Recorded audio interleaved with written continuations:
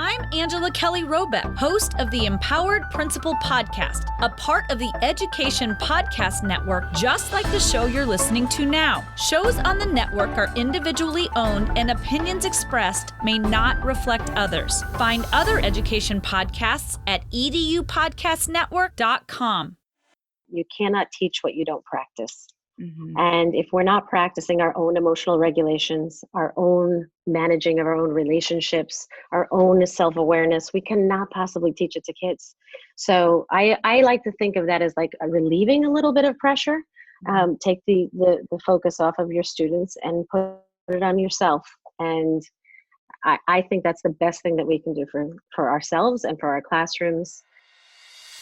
Welcome to the Burned In Teacher Podcast. I'm Amber Harper, and the educators on this podcast are brave enough to share their stories of burnout with the world. On BIT, we get real, we get honest, and we take action. Action against the burnout with stories from burned out teachers, advice from experts, and actionable steps you can take today to beat the burnout and become a happier, more fulfilled human being. Let's get started. You know, during my 12-year teaching career, it seemed like there was always something throwing off my lesson plans, mindset, or goals. And when I began to burn out and tried to talk about it, all I heard was join the club, go for a walk, have a glass or 3 of wine. This is just the way it is.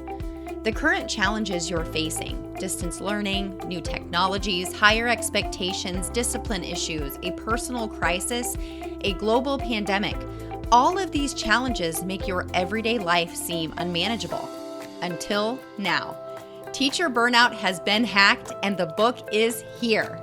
In Hacking Teacher Burnout, I share my 8-step process that shines a light on burnout as an opportunity for growth and change. And in it, I empower you to become burned in, a fulfilled, happy, efficient, and effective teacher in the classroom and in life. You'll learn the steps you can take action steps based on your burnout type. Feel ready for the next challenge. Thrive, not just survive, personally and professionally. Feel ready for and learn how to grow through your burnout, and so much more. Hacking Teacher Burnout is here and ready for you to order on Amazon and barnesandnoble.com, so go check it out. Or go to hackingteacherburnout.com to learn more and place a bulk order for your staff. Take a deep breath because you're about ready to do something big for your burnout. Burn on.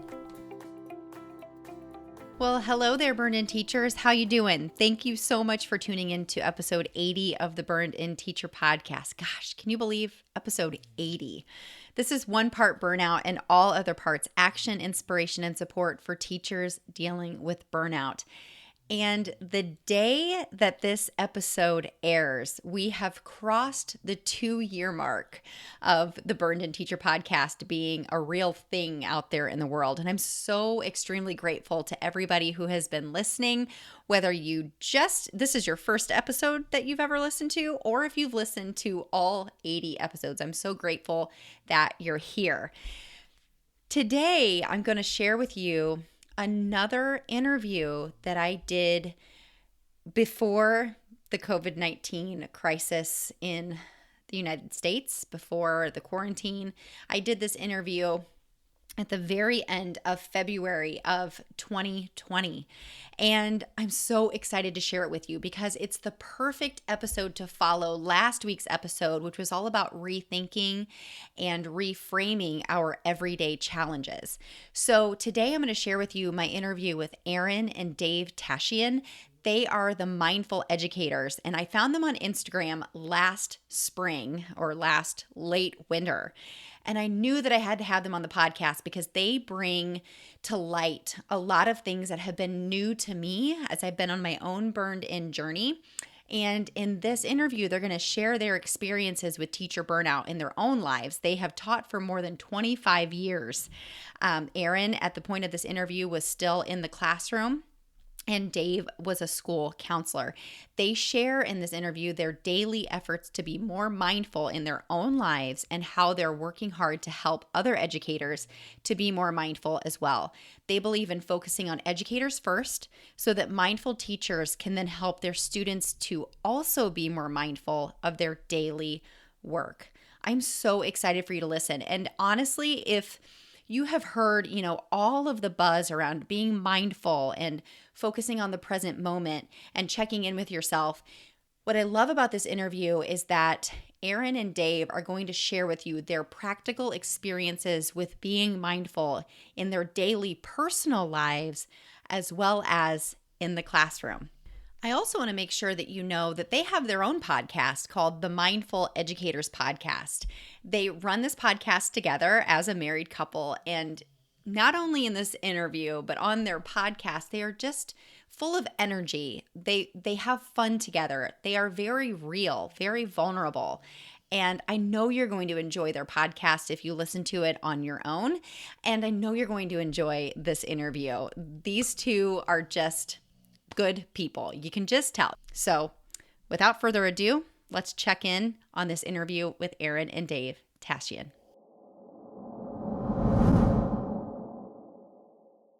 All right, I am here with the Mindful Educator podcast hosts, Dave and Erin. Thank you so much for joining us today on the Burned In Teacher podcast. Oh, thanks for having us. We're happy to be here. Yes. So tell us a little bit about you. I've done a little background check-in on you and seeing what it is that you two do, but tell our listeners a little bit about you. Okay, no, I'll go first. Is that all right? Oh, yes. Maybe I should address. Yeah, this is the first time that I've had two people that are in the same room. I'm interviewing them at the same time. So this is going to be a learning experience. For everybody, for us Great. too. Yeah. So if we talk over each other, it's because we're probably not used. We're not usually. It's just you stay and I'll talk. So a little bit about myself. So I've been teaching for 31 years. I'm currently a middle school English teacher, 8th grade is where I'm at right now. I have taught every grade from 2nd to 8th. I was one of those teachers that loved to move around because it kept me from getting burned out. Let's see, I'm also a yoga teacher, a children's yoga teacher. I'm a mom and a friend and a teacher and all of the things that everybody else is. I'm just gonna leave it there. That's a little bit about me. Oh, and then obviously, as you can tell in our podcast, we're super passionate about mindful awareness and mindfulness and how it can support and relate to teachers. I can't wait to talk about that. We're going to dive deep into how you got started and all of that here in a little bit. Sure. So Dave, tell us a little bit about you. Yeah. I've been in education for 25 years, kind of like Erin. I've jumped around a little, not necessarily I guess by schools. And what I mean by that is I started my career, the beginning was the first 8 years were in a high school setting. And then the next 16 years was in a middle school setting. And a brand new position opened up in my district in the elementary school level for a school counselor at an elementary school. So I've gone from teacher to counselor, and now I'm still in the counseling role. So I've bounced around. I've seen, K through 12, which has been a great experience. Different, working with parents at that level, students with that level, teachers at that level. I feel like I'm able to say that I've seen education from the beginning to the end. Yeah, which is nice. I was going to say, you both have such a wide breadth of experience in school. Oh, thanks. And I think that says a lot about you and you respecting your own desires and needs, as far as staying burned in and not burning yourselves out. So I'd love to ask you, now that we know a little bit about your background, and we're definitely going to talk about your mindful awareness practices that you do now, especially with the podcast and in your own classrooms and in your own school. But I have to ask, have you ever experienced burnout yourself? Because in the spirit of the Burned In Teacher podcast, I would love for you to share maybe an experience that you had yourself and how it is that you came out of it on the other end. Yeah, Amber, that's a big question, but I feel like I've experienced being burned out a lot in my career. Mm-hmm. I think that I've done at different points in my life. There have been different things that have brought me back to being burned in. But I think that when I was a new teacher, I remember vividly being like 7 years in And I actually took a leave of absence, left teaching for a year to do a little bit of, work in the fitness industry. And that was the first time that I remember, really being unsure whether or not I could keep teaching. Tell me a little bit And more about that. Did that, obviously you came back and now you've been in it for another 23 years. Mhm. So what did Mhm, that, mhm. what brought you to the decision to take a leave of absence? That's a very bold move, but a very smart Yeah. one as well. How did you come to that Yes. decision? I think that I was in a school which I loved, and I loved a lot of people that I worked with, and I loved it was an elementary school, and I was super passionate. I had an administrator that was someone who pushed, and she pushed in a way that made me better, but not everybody responded to that push as positively. And the environment, I think, of the school turned quickly very negative. Mm. And I had a hard time I was like 29 years old, 30 years old. I had a very hard time navigating those minefields of negativity without it impacting me. And I found that I was changing myself.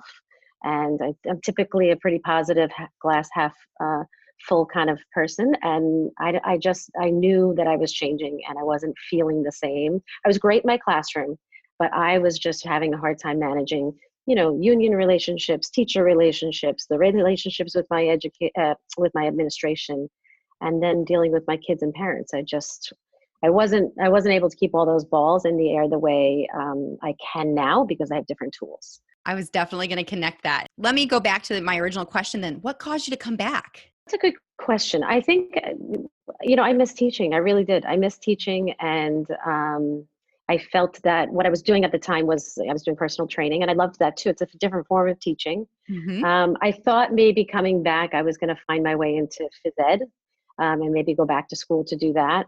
But I really missed being with kids. I always knew I wanted to work with kids, and that really was what I think brought me back. That's fantastic. So Dave, can you tell us about a time or maybe you didn't experience a time of burnout, but have you ever experienced it, and what did you do to bring yourself out of it? So I'm not sure I have a particular that one aha moment when it happened. And we could probably talk a little bit more about how I think the awareness piece has helped me actually notice it a little bit more, and again start to have tools to combat it. But what I was able to do is, and it was probably through the advice of, as a new teacher with veteran teachers, we like to call them, which Erin and I are now, so it's the politically correct term. No more old teacher, we're veteran teachers. And they basically told me the idea of, you're in your first or second year to create opportunities in education, if this is where you're going to stay, that you won't be not stagnant, but landlocked, meaning if you're only certified to teach social studies, well, in 30 years, you're still going to be teaching social studies. Mm-hmm. So that, I started taking these counseling classes and got my master's in counseling, but I loved the classroom. But then an opportunity came and it allowed me to make this professional change. I stayed in education, but in a different role. And then I went back to get my administrative degree. So that's the next thing on the horizon for me. But within each phase of teaching and counseling, there have been situations where I know that I'm, burned out, with all the signs of impacting health and, mood and all the things that come with it. But I've been fortunate enough to have these opportunities built in so that I can make these movements within my district or sometimes to another district. I tell people all the time right now, this is the first year of being an elementary school guidance counselor, and I feel on some levels like a first year teacher again, but yet with 25 years of confidence behind me. And tools. Right. Experience, but everything but it's new, learning names, where to park, everything. So all that excitement is still there, but we know what happens over time. It's very quick to slip into that burnout, which is right there. Yeah. So what would you, Erin, especially for that 7-year teacher, you now in it for 31 years, especially with the tools that you have learned and you are now teaching on your podcast and with teacher retreats, what would you say to 7-year teacher Erin? I would say your number one job is to figure out who you are and how you operate, and continue to focus on personal growth and personal awareness, because all of that is what your kids are going to need you to teach them. The content comes, but it's all the social emotional awareness pieces that I think, unfortunately, education doesn't really do a lot to develop teachers personally. And that's the piece for us that we talk about all the time. That's the paradigm shift. We would love to see districts start to embrace that in the same way that they embrace professional development. That's all great, but we have to support teachers' emotional states as well. Yeah. And I know you say on your podcast that you truly believe that awareness, that mindfulness starts with, it's an educator focus, right? Yes. We don't focus on the educators first, which I totally, hands in the air, amen, sister, because we can't take care of our students if we don't take care of our teachers first. I called it an inward ripple effect. We take care of, a principal should be teacher centered so that the teachers can be student centered. And that has always been something that, even as a teacher, I'm thinking I would want my students to feel the way I feel about my administrator. I want to work for an administrator just like I would want my students to want to work for me. So tell us a little bit about your podcast and how this came to be. It's been a long, 5-year journey for us, I think, in just trying to figure out how we could work with teachers without giving up our day job, because we both love being in education.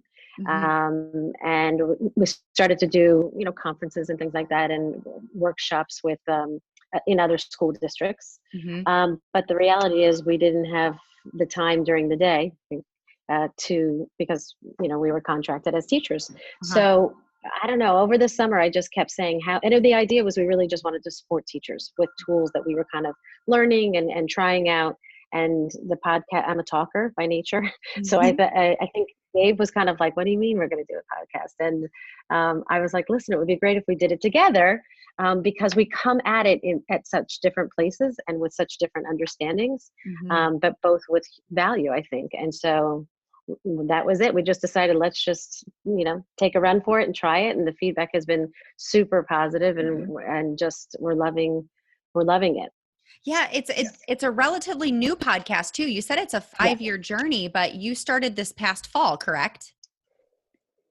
Yes. Well, I think 5 years ago was when I really started to try to figure out what was happening for me in my classroom. That was prior to that. I was at a burned out stage, also another one. And that was another moment of going into my principal's office. And I just said, you have to take me out of the classroom. Find another spot for me. I can't do it anymore. I just remember looking at him saying, I'm overwhelmed and so much has changed. Kids have changed and I'm having a hard time. Somebody who was able to keep a lot of balls in the air, I was really struggling. And I always say in my workshops, like any good principal, he just listened, did a lot of nodding, and then said, unfortunately, that's not going to happen. So I just started looking, within and trying to figure out, so if I'm not leaving the classroom, what am I going to do to change how I show up in my classroom? Yeah. I'm so glad that you said that, Erin, because that was going to be my next question. I was going to focus a little bit on this last stint of burnout, because it is really important to start with, and if you know the burned in process, begin where you are. Who are you? Where did this start? What are your core values? Who are your people?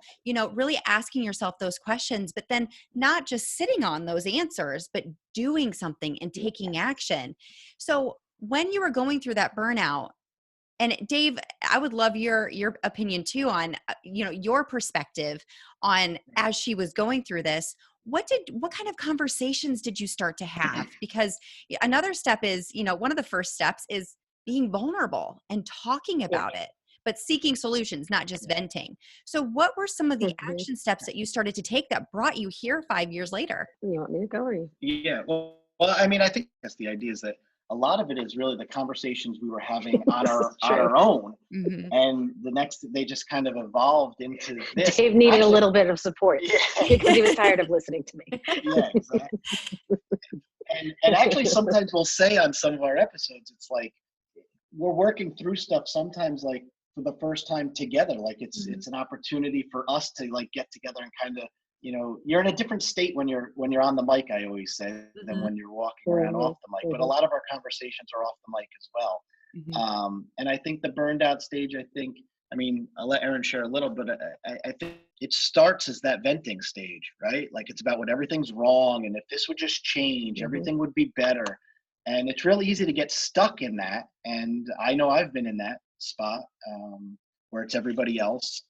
We like the reframe. Yes. She vents it and is quick to then take action, where I'll be honest, I can get stuck a little bit more in the venting stage about it. It's just a little bit easier than action's hard. Yes.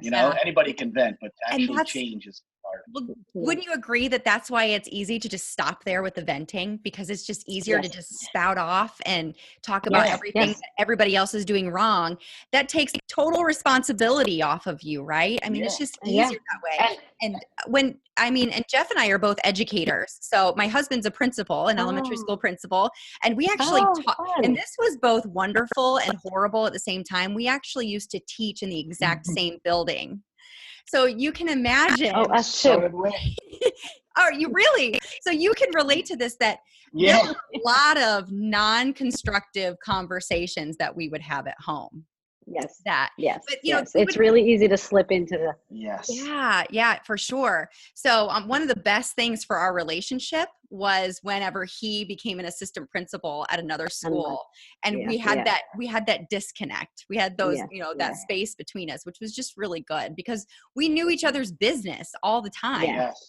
That's sometimes nice because you know who you're talking about, but then you're talking about stuff. Yeah, and misery loves company, and I think that energy is contagious, both positive and negative. And I think that's one of the things that we all know this as teachers. If you sit around with a bunch of teachers, you're not typically talking about all the amazing things. No. It's usually a venting session, because we don't speak to adults all that much. So when we get together, it makes sense that would be the first place we'd go. But then unfortunately, that energy just grows and grows and grows. Mm-hmm. So that's just another awareness, I think. So I think this is the perfect time then to transition into what it is that you two, those tools you keep bringing up. What are some tools that you would like to share with the Burned In Teacher listeners today as far as bringing more self-awareness and mindful awareness to their practice, especially if they're struggling with burnout now or they want to look for the signs in the future and do something about it? I think there's so many. And I think, as I was saying to you earlier, that, mindfulness is a huge buzzword, which we all know this, but there is this connection to mindfulness that people believe is only meditation, breath, or yoga. And while those are mindful practices, mindfulness is a philosophy in its way of being. And I think that what we're trying to bring about is just like a tail end of that definition of just bringing about a mindful awareness. And you don't have to breathe and you don't have to do meditation to get a little bit more aware, but you do have to have moments of being with yourself. Yeah. And I think that, something I was saying on this weekend on the teacher retreat was that you can't get to know yourself if you're never with yourself. And we live in a society where in 2020, we're never with ourselves because we're busy, we're on our phones, we're working, we're all the things. But, and you don't have to call that quiet stillness meditation. You can call it you can call it walking if you want. You could call it needlepoint. You can call it a million things. Mm-hmm. But I think that that's the piece I would say one of the biggest tools is to try to get to know who you are and be reflective of who you are. Yeah. Dave, did you have something you want to add to that? Well, yeah, and I was going to say for me to take it even to like a concrete tool, like for me, have I tried yoga? Yes. Have I gone with my wife numerous times? Yes. Did I see the benefits of it? Yes. But it's one of those things that I had a little bit harder time sustaining. Mm-hmm. I guess like anything, I could do it on my own, but it's always easier to go to a class. But you get the point. Mm-hmm. But the thing that's really stuck with me, and it ties to what Erin's talking about with like sitting with yourself, is a practice of journaling. Mm-hmm. I've really been using that. It's like a morning journal. I ask you about that. Not in the form of a diary, but and we use this word a lot, doing things with intention. So as a teacher, it's so easy to follow the same lesson plans you did from last year, or do the Yeah, exactly. Autopilot, the way that the district might say you have to do this lesson on this day, but is really to do everything. And I do that through the journals with intention, right? So why are you doing this? Give yourself an intention to connect with the student, like to do these little things where you're, So you're bringing mindful awareness through your journal, right? yeah. I feel like that's So what doing the things that you need to do without being on autopilot, and by writing it down, it's this gentle reminder every day that, this is something that's important and this is something I'm going to do. And I was a huge journaler. If you ever told me 2 I years know, ago I that my know. husband would journal, I would have said, there's no way. I know, So I know. if you I told wanna- me he'd watch sports, I'd say yes. Yeah. Journal, no. So two things what you have said makes me think about is, have you ever read the book 13 Things Mentally Strong People Don't Do by Amy Morin? No. It's a No, but fantastic book. And really, the 13th thing is that mentally strong people are not afraid to be alone with themselves. In whatever form that is. And I think like what you said, just like burnout has a negative stigma, there's this stigma that like mindfulness is like you said, like a buzzword, and it's woo woo, and you got to sit with your legs crossed. you're You got gonna to be so calm, right? yeah, it could be going for a walk and leaving your phone at home and just Yeah. trying to listen for sounds. It's just paying attention to where you are in the moment, no matter what you did. I mean, I love how you even said a needlepoint. I mean, my grandma used to crochet, and that was her mindfulness practice. Or it's praying for some people, or journaling for some people. And the other thing, Dave, you shared that I am not a natural journaler myself.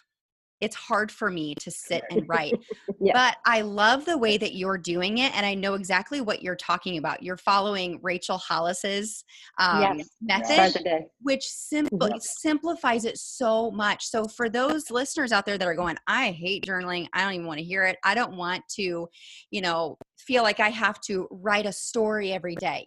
That's how I used to feel journaling had to be. It had to be like, dear diary, today I'm feeling, and that's not how it has to be. So Dave, I know exactly what you're talking about. Can you just explain how simple it is that it is for you to journal? I mean, even though it might be difficult because it's intentional and that's the hard stuff, but what does it look like for you to journal?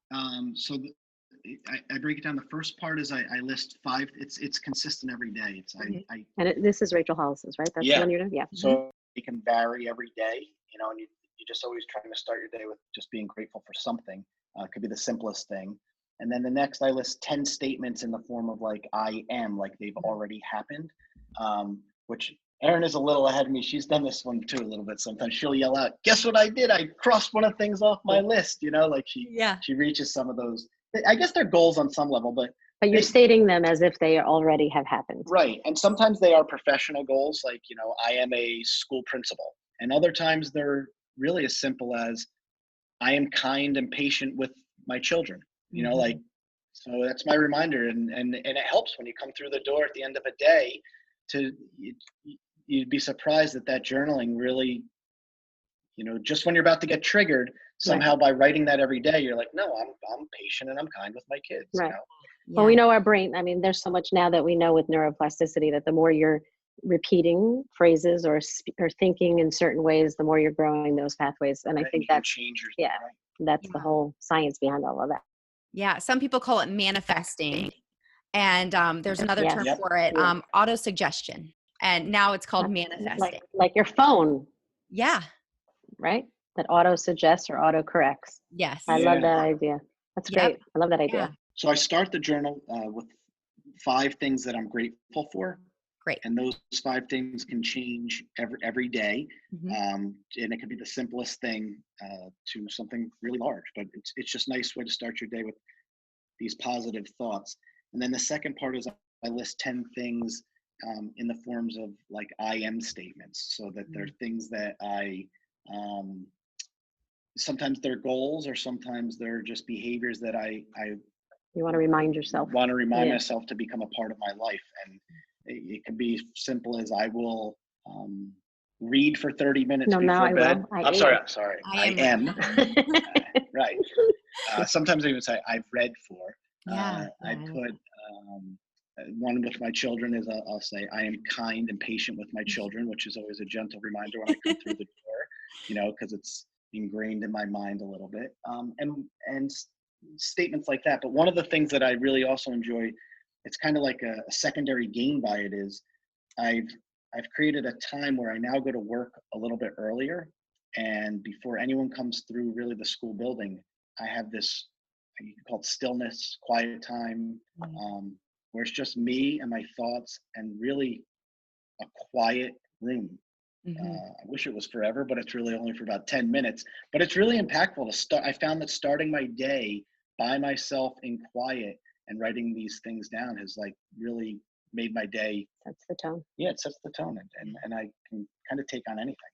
Yeah, that's fantastic.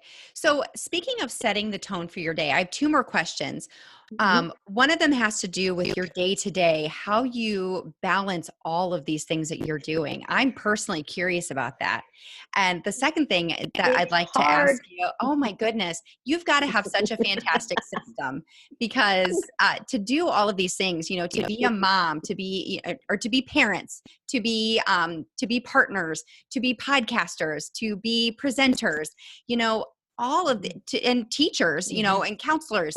Tell me a little bit about how you manage all of this. Do you have a system that you go by all of the, every day? And how do you check in with each other to make sure that you are not overwhelming yourself? Well, I wouldn't say we've got that one down yet. I mean, we're working on it.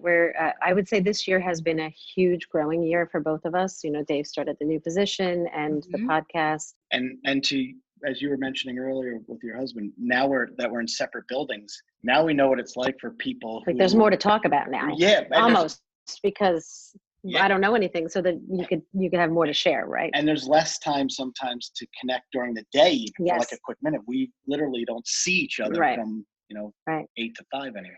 But I feel like our systems really are.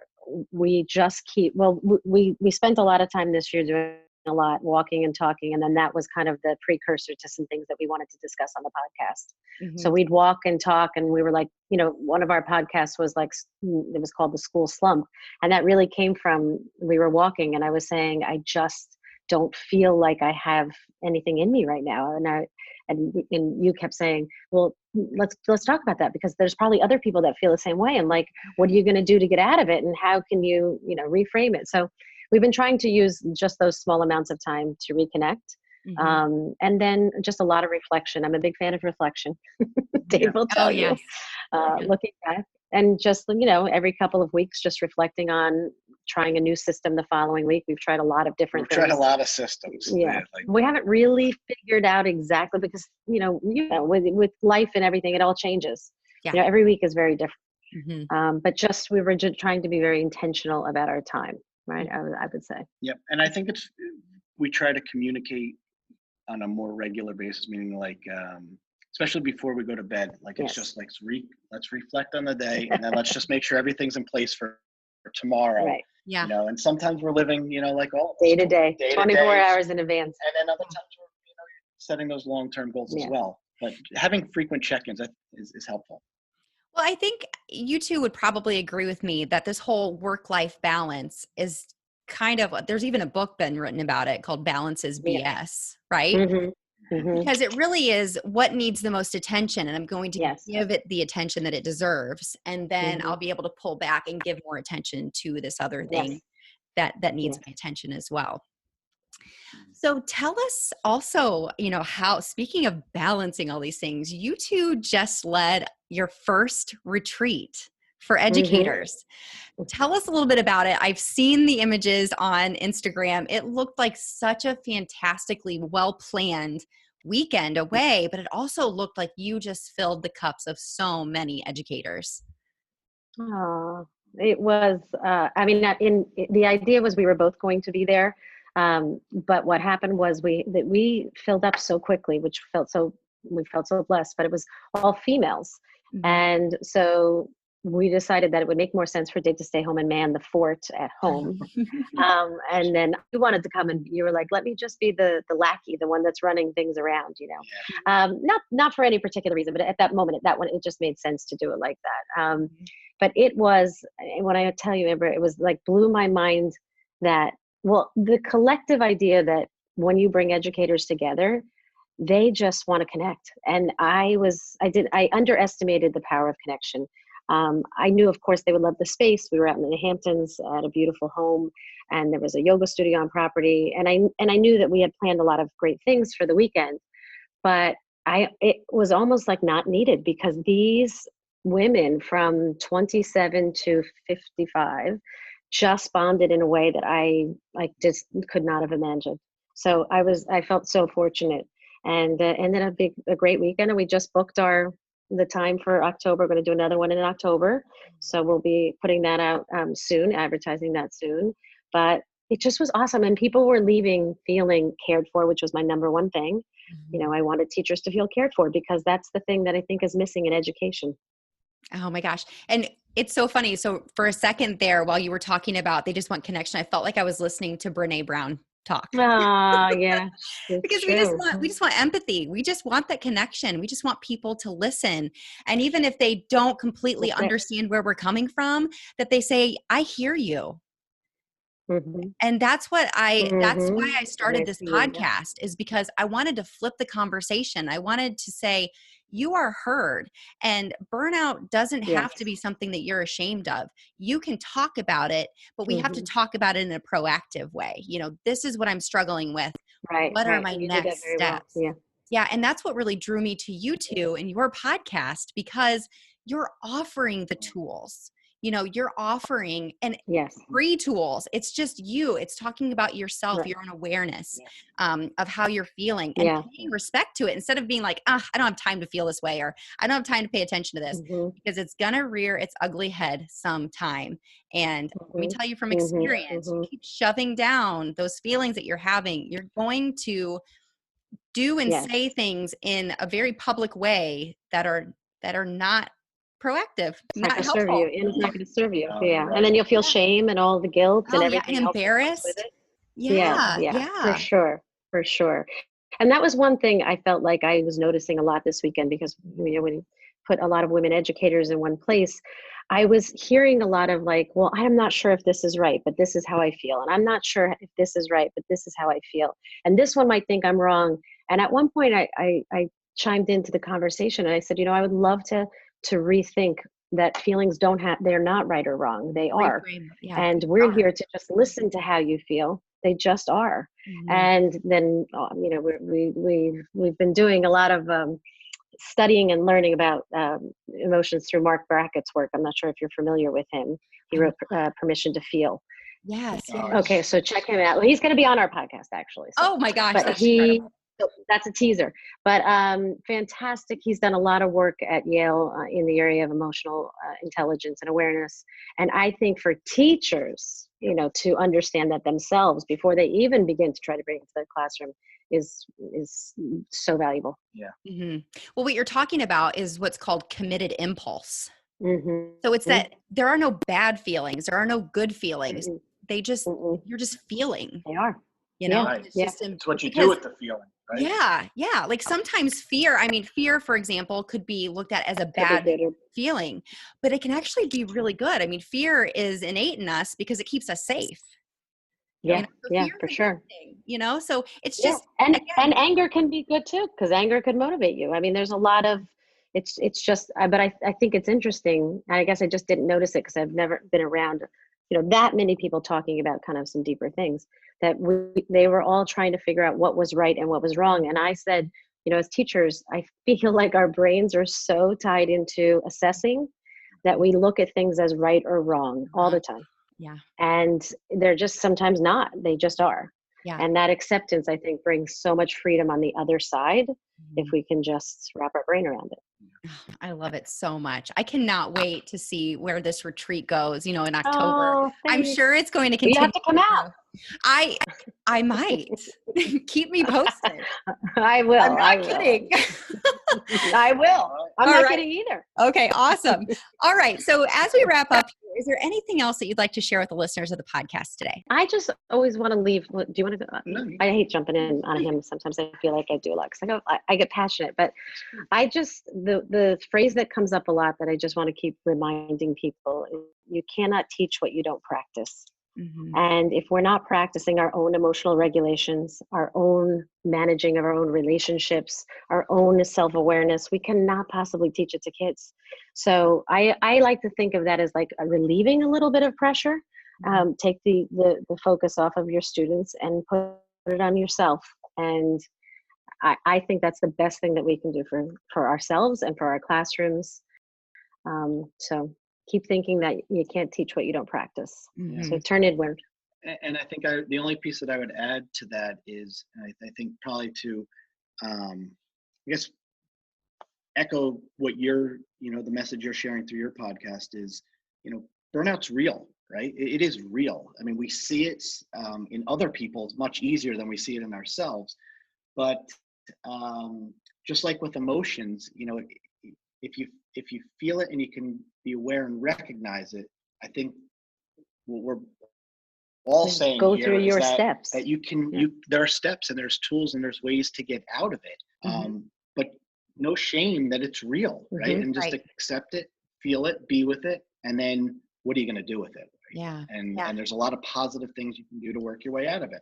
I'm really glad that you said that, Dave, because the longer I've been having these conversations, and this is probably the 70th conversation I've had for the podcast, the more I'm realizing that burnout, we could actually reframe what the meaning of burnout is. It, has this negative connotation, but burnout really has an opportunity to be a very positive experience if you do something with it. It's a call for change. It's a call for action. It is your emotions arising in you saying, I'm ready to grow in some way, right? And I think this weekend we were calling it our March revival because the retreat was in March, and I just think that that's exactly what you just said. It's a time for there are times in your life, we all have seasons where it's time to to have a rebirth, and unfortunately we're not really taught that that's okay, or a pivot. We talk a lot about the power in the pivot, and I just think all of this awareness, everything that you're doing, just the conversations at elevating people to be like, oh yeah, I have choice over this. But I love the idea of not shaming people for feeling what they're feeling, because that's the way they feel. But just getting curious about it and then moving through it. Oh, love it so much. So how can people, I am so excited to share if the listeners haven't heard of your podcast before, helping them to find you, because number one, I feel like your conversations are so light and so fun, but you're also addressing some very, very strong and needed topics with building this conversation around awareness, self-awareness, and mindfulness. So tell people where they can find you, please. I would say the best place to find us would be on Instagram at The Mindful Educators. We are also on Twitter at The Whole Learner, which is a different handle, I know, but it's hard to switch things over. And that was kind of the place I was going. Initially, I thought, my focus was always going to be on kids, which it is. But then the more I worked with teachers every now and again, I thought, you know what, I can hit a broader amount of children if I'm focused on the teacher. So those two places, but I would say Instagram would be the number one. Great. Well, thank you too so much for coming on the podcast. Thank you so much. And thank you for all the work you're doing too. Thank you. And you too. And my gosh, you too. Let me know if you ever have any questions about podcasting or anything like that. But man, you two are go-getters, and I am so excited to send people your way. And you two are just, I don't know how you do it all, because I ultimately had to make a decision between whether or not I was going to be able to do this and teaching and be a mom and all the things. And I really admire you two for doing all of those things. Thank you. Well, we don't do it well all the time. Well, nobody does anything perfectly well. No one does. No, not at all. Not at all. Not at all. All right. Well, thank you so much. Oh my gosh. It was such a pleasure. Thanks again. All right. And we'll connect again. Sounds great. If you enjoyed today's podcast episode, you can head over to burnedinteacher.com, where you can access the entire vault of Burned In Teacher podcast episodes and more information about ways I want to help you go from burned out teacher to burned in human. If you enjoyed today's episode, I would be so grateful if you would head over to iTunes and leave a review and a rating about the Burned In Teacher podcast. Until next time, take a deep breath, because you just took another step to becoming a burned in teacher. Burn on.